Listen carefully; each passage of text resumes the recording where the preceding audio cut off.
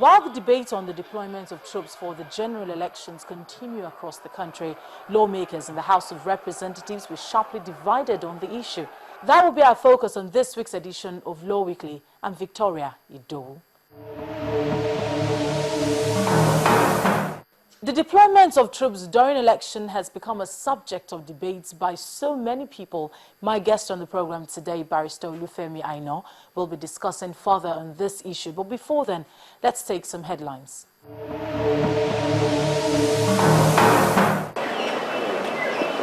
An Ikeja High Court has discharged the chairman of Buy Courtney Limited, Dr. Wale Babalake Insan, and 4 others of an alleged 4.7 billion naira fraud preferred against them by the Economic and Financial Crimes Commission, EFCC. While ruling on the application for quash filed by Babalake and his co-defendants, the trial judge formulated 4 issues raised by the defendants to determine his ruling.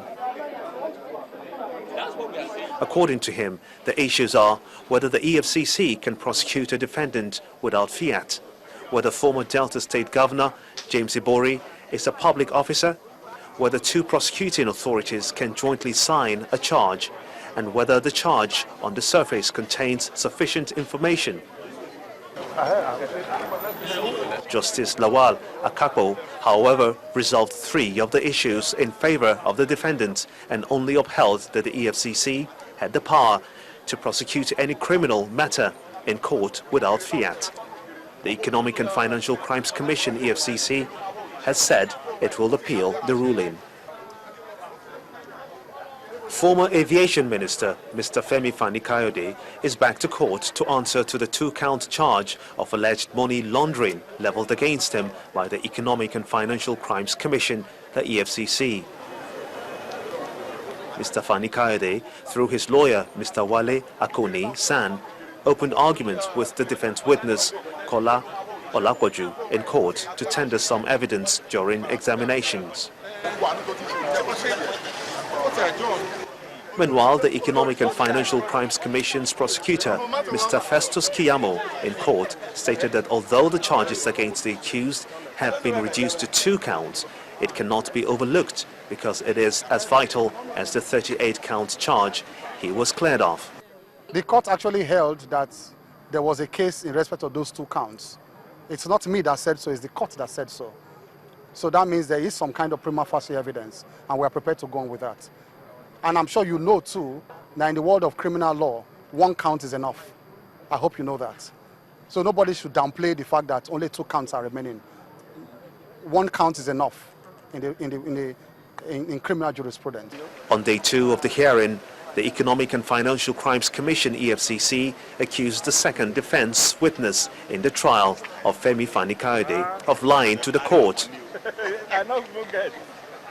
The witness, who said he was Femi Fani-Kayode's childhood friend and former chief of staff when the defendant was the Minister of Culture and Tourism, testified at the former ministerial trial before the Justice Rita Ofili Ajumogobia of the Federal High Court in Lagos. The People's Democratic Party and the All Progressives Congress have opposed a suit challenging the decision by the Independent National Electoral Commission to use the electronic permanent voters card and electronic card readers for the 2015 general elections. The suit, which was filed by the Society for Advancement and Protection of Public Rights, is challenging the power of the Independent National Electoral Commission to deploy the use of the electronic voting system without legislation by the National Assembly. According to the group, the electoral umpire cannot evoke an administrative fiat, and its actions are illegal, null and void. The Federal High Court has reserved 19th of March to hear all applications seeking to challenge the eligibility of the All Progressives Congress presidential candidate Muhammadu Buhari in the forthcoming elections. There are 13 suits instituted against the general challenging his eligibility. The plaintiff in the suit argued that the failure of Buhari to attach his form CF-001 submitted to the Independent National Electoral Commission with his certificate of academic qualifications, he should not be allowed to participate in the poll. Justice Adeniyi Ademola adjourned the matter till 19th of March to enable the court hear all the applications, including those seeking for joinder. Channels TV app for Nokia. Step into the bigger picture to get access to news, entertainment, and sports and much more. Click to upload your own eyewitness and share your story for the world to see. Download now from the Windows Phone Store. Exclusive to the Nokia Lumia 820 and 920. Channels TV app for Nokia. The news at your fingertips. The debate on the deployment of soldiers for the conduct of general elections has been addressed by a number of people, the latest of which is the opinion of the chairman of the National Human Rights Commission, NHRC, Professor Chidi Odinkalu, who has backed the call for troops to take charge of security to ensure hitch-free polls. Professor Odinkalu told our political correspondent Seun Okinbaloye in an interview that Nigeria is currently in a state of war. Do you think that we need military deployment for the 2015 general elections? Yes. Absolutely, yes. You see, I'm not a politician. I will not be a politician. I do policy. And I've opted to do policy, not politics. And the role of a policy advisor is to be honest and truthful to those who have to make decisions and let them make it. This is about responsible government. I think people are so fixated on politics, they forget that government exists and politics exists to serve people who are alive. I've not read the Court of Appeal judgment, nor have I read the judgment of the Federal High Court in Sokoto State, so I don't comment on judgments I haven't read.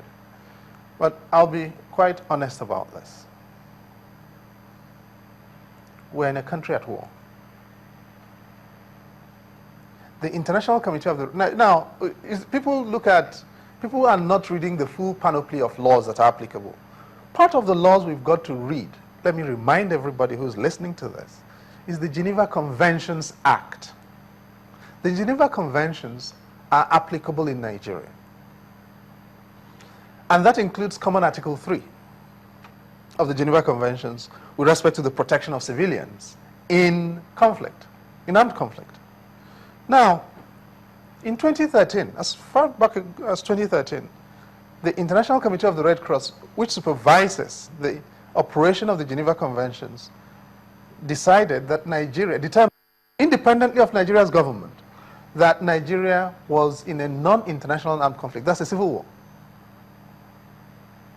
In 2013, the Office of the Prosecutor of the International Criminal Court decided that Nigeria is in a civil war. In February 2014, the National Human Rights Commission determined that Nigeria is in a civil war. We cannot in 2015 deny that Nigeria is in a civil war. Why? In 2014, we had by the most conservative count, we had the number of people killed in the conflicts in Nigeria was more than twice the number of people killed in either Iraq or Pakistan or Afghanistan. Let me repeat. In 2014, the number of people killed in armed conflict in Nigeria was more than twice the number of people killed in either Iraq or Afghanistan. So let's be clear. Nigeria is at war. And when you're fighting a war, you can't pick and choose. Oh, those people are expendable. We can just fight it over there and forget it over here. Because last year, I don't know whether you remember, some people who were traveling from parts of northern Nigeria to parts of southeast Nigeria were arrested by the army. I don't know whether you remember this. They were said to have been from Jigawa, correct? Under what circumstances will the army arrest civilians? Nobody asked that question. The only circumstance in which your armed forces, who are licensed under the Constitution to fight external aggression, can arrest civilians is if there is war. That's the only circumstance. The army can only arrest its own people, people in uniform. It should not be arresting civilians unless there is conflict. And that conflict is generalized. Under what circumstances will the army or the security agencies be shooting people in Abuja? Abuja is not in the northeast. The only circumstance is if there is a war, and that war affects your capital, because the command and control headquarters of your army is where your government is located, Abuja. So people are trying to manufacture law to tailor it to elections.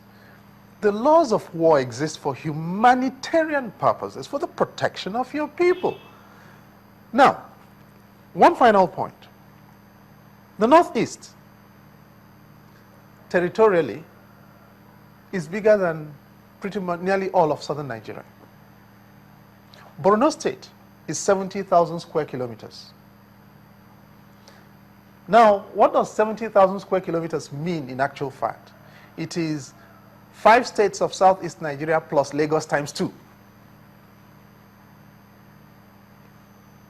All right?